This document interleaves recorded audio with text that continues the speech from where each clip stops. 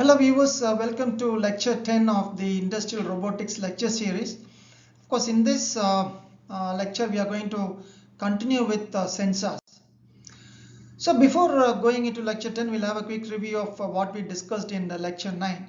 So we discussed about touch sensors and force sensors, and we also discussed what's the difference between these two.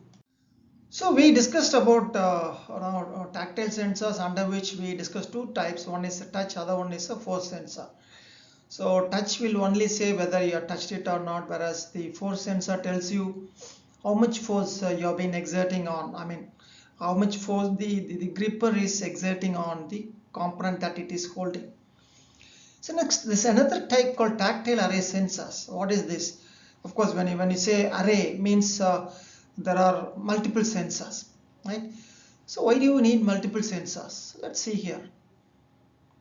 So tactile array sensors are a matrix of force sensing elements. So normally when you say matrix, there are all rows and columns. So these sensors, the force sensing sensors, are arranged in a matrix form or in a rows and columns form. So let's see further what are the objectives, or why do you need a tactile array sensor or more number of sensors rather than two sensors, one each on the gripper. So to find the presence of an object, that's a very obvious reason for which you need a sensor. We also need to know additional information: contact area, shape, location, and orientation. Right? So now we may ask, what is this all about? So we'll take a day-to-day example. Let's assume you have a water bottle with you. So it's an empty water bottle. So what you do is, you very casually lift the bottle with just two fingers, holding it at the top of the bottle, the cap side, or in the middle or the bottom. So it doesn't make a big difference because it's lightweight or almost weightless. So at any position you can hold it. The same water bottle, let's assume it's full of water. So can you casually lift it with two fingers, holding it from the top? No. So normally what do? You try to hold the bottle, preferably in the middle, with all the five fingers, right, holding the bottle, because it's weight and you don't want the bottle to be dropped. So similarly, in an industrial scenario, when a robo is trying to carry a component, say two things: one, the component is critical; second, the component is heavy.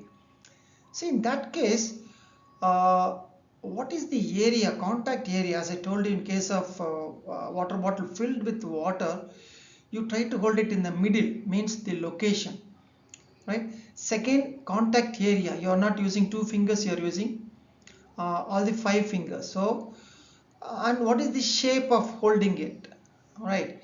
So even using all the five fingers, you can hold it by touching the tip of the fingers, or the entire finger is holding the how much contact area, what is the shape, which location, and which orientation.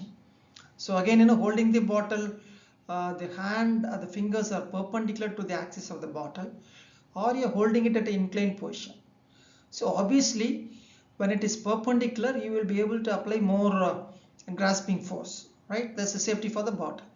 So there's a four parameters that you need to look into in industrial robo when you are holding, carrying heavy object and critical components. So that is where you need more than one array. So then again the question comes, when I have multiple sensors, how do I arrange them? Do I arrange it in random? There should be some order. So that's the reason why we put it in a matrix form. So we saw that four area, shape, location, and orientation. That is one. And another important aspect is, at each of the contact point, how much pressure is applied and whether the pressure is distributed uniformly.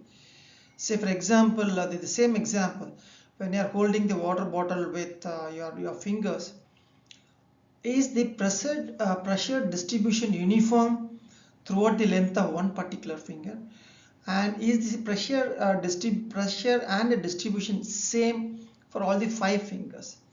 So all this information need to be captured. So that is the purpose we need tactile array sensors. And force, magnitude and location, of course this already we discussed, the location and how much force you are applying on that. So how do we achieve this? So there is something called array of conductive elastomer pads. Maybe now you will get a doubt here, what sir you are talking about elastomer pads. Generally elastomer pads are made out of rubber, and once you say rubber they are all non-conductors, and that we wanted to use it for sensing something, right? How is it possible? So let's see in the next slide how an elastomer pad is made conductive. So here you can see, so you have the circuit board where you have rows and columns, and this is your conductive elastomer, and this is your protective sheet. So you have column lines and then row lines. So this conductive elastomer is kept over this circuit. Maybe in other words you can say rows and columns of switches rather, or sensors, and you place the protective sheet over this. So now assume that this setup is in one hand of the robot, and you have a similar setup in the another hand. So when you try to hold an object using both the hands, then here wherever the hand comes into contact with the object, those switches or those sensors are activated, and then depending upon the pressure, the resistance of the contact varies. So thereby it will tell you whether it has been touched at a particular location, and if it has touched, how much force is being applied. So this is the basic idea about tactile array sensors, right? So probably the next slide I'll show you the a simple diagram to understand. So here you can see this is the basic other things, and this is your elastomer pad, and inside this elastomer pad you can see this conductive materials are distributed in some pattern, and this is your printed circuit board. This is a printed circuit board. So now what happens, this is a contact pad here, and this is the component. So when it comes to contact, you can see that, so these two here and then these two, probably call them columns. So these 4 locations, the contact has been established. So means those 4 the cells of the sensors are activated. So that by you can find out which are the locations in which a contact has been established. I could see that still you have a doubt. An elastomer pad or a rubber, how could that be made into a conductive material? Of course, I'll tell you in the next slide. So this is exactly what happens. So the conductive elastomer is a form of elastomer. Basically, it's a natural rubber, or could be other rubber substitute that is manufactured to conduct electricity. So how does that happen? So carbon or other conductive particles are distributed throughout the rubber material prior to setting it. So that way this carbon, that's what we saw in the earlier slide, this carbon or conductive particles are distributed throughout. So wherever that comes into contact with this pressure applied, then that gets connected. So it's a rubber, but it is conducting electricity. That's the reason why informally it is called a metal rubber, which is a broad informal name for several conductive plastic polymers with metal ions. So it only needs to contain around 1% metal ions to maintain its conductive properties. So I think now you will be clear of what a conductive elastomer is. So now this is the application, because I was mentioning about holding an object, whereas in this diagram you can see this part has to be assembled into this hole. So means this part has to be in a vertical position. But when it is being held between the fingers, how do we ensure that the orientation is correct, right? So here we have sensing pads A and B, which are nothing but tactile array sensors. Now on the left hand side you can see this is wherever the spot is coming into contact, so those sensors are activated. Whereas on the side B, and these are the points where the sensors are activated, or in other words the location where the gripper is touching the part. Now you can see when it is grasping it or gripping it properly, means the location of this pattern, two things: one, the location of this pattern, and the number of sensors that is being activated. These two should be same, the number of sensors should be same. So here if you look at it, it is 4 plus this is 4 plus 4 8, whereas here it is only 3 plus 3 6, and also you can see the location is different. So this is the purpose of having a tactile array sensor, to know the location of the contact area, all those details. So next we'll discuss about the position sensor. So basically, earlier we discussed about touch sensor and force sensor, where they are mostly mounted on the robo's hand. So next is sensing the position. Say for example, when the robo moves its arm, right? So how much it has moved, that you need to sense.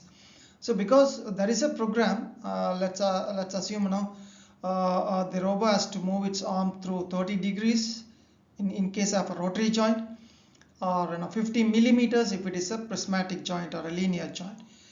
So unless there is a sensor to give you feedback, we cannot ensure that whether it has moved through that distance or not. So that is where your position sensors are needed. So of course there are a lot of sensors, there are advanced sensors, but I thought just brief about the basic concept of a position sensor. So in the simplest position sensor is a potentiometer. Of course, it's not a very new term. All of you have come across this in your physics laboratory. So now when I say position sensor where I can use a potentiometer, then I need to have two types. One is the linear potentiometer, which can be used to measure the position of a prismatic joint or a Cartesian coordinate robo joint. The other one is a rotary potentiometer, where you can measure the position of the rotary joint of the robo. So how does a linear potentiometer work? So it consists of a resistance element with a number of turns of wire wound around a non-conducting mandrel. So this is the basic structure of that. So there is a sliding contact which travels over the bare wires. Of course, this is what you would have seen in your physics lab. The wires which are wound over the mandrel are not insulated, rather they are bare wires.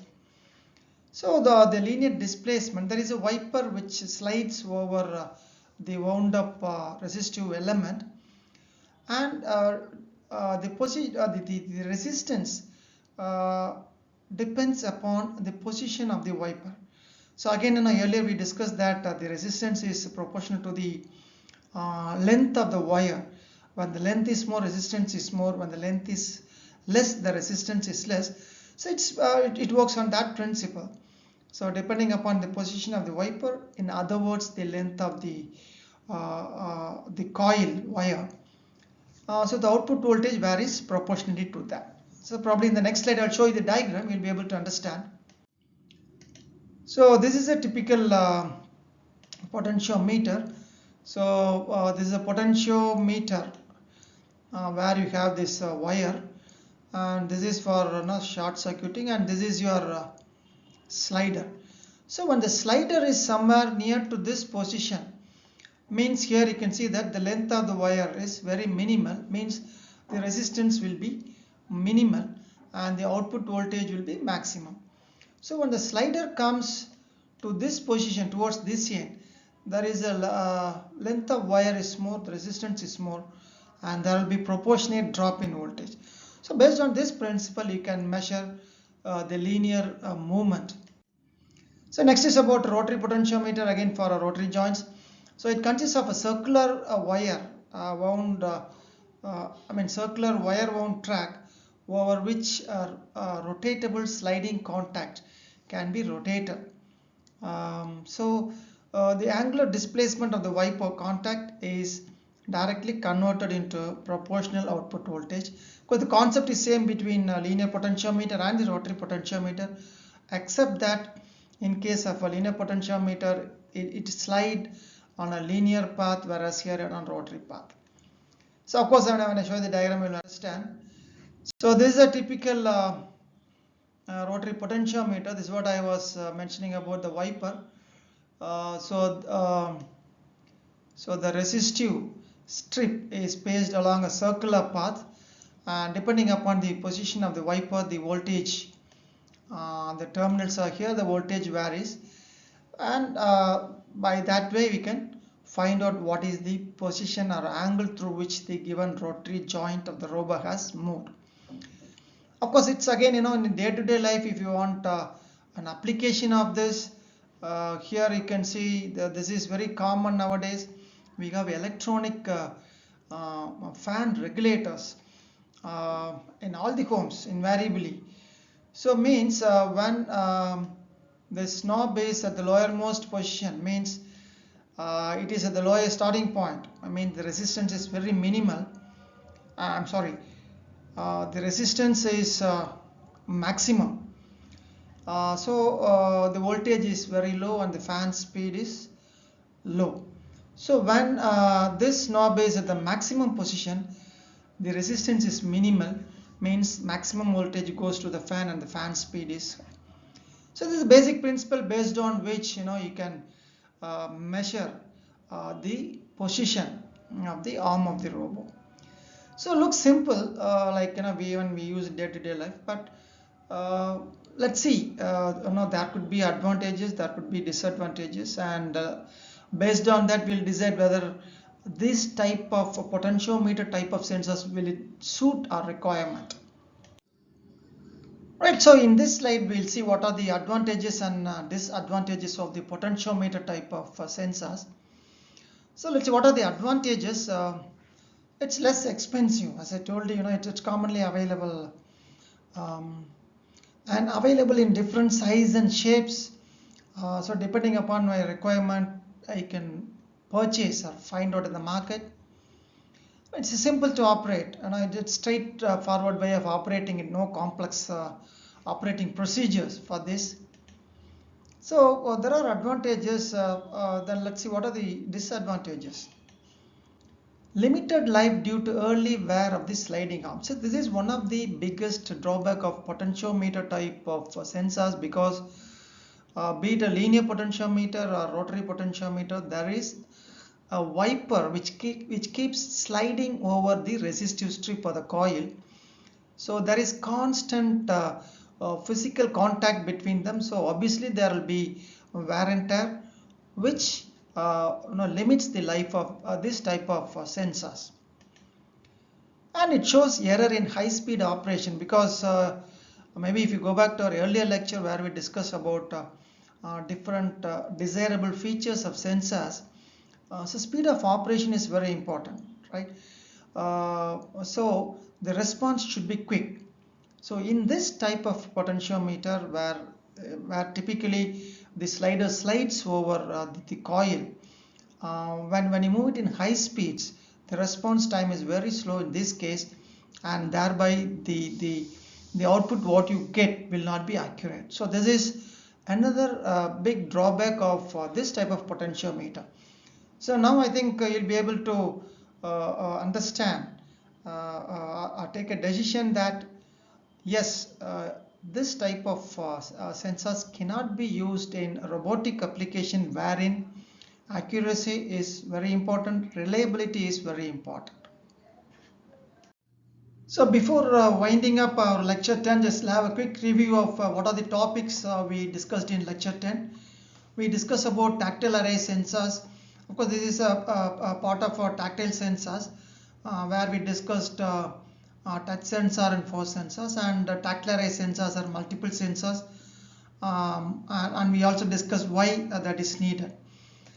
And next is about the position sensor, and of course when we talk about the tactile sensors is more applied on the end effector or the gripper. The other important task of sensors is to know the position of the various joints and arms. So that is very important, and of course, though we are going to discuss about various types of sensors, in this lecture we discuss about a simple position sensor which works on the principle of a potentiometer. So under which we discuss two things. One is a linear type of a potentiometer which can be applied to a prismatic joints, and a rotary type of potentiometers used for rotary joints. So this brings us to end of lecture 10. Hope you understood and enjoyed it. Thanks for viewing it. I'll meet you in the next lecture. Thank you again.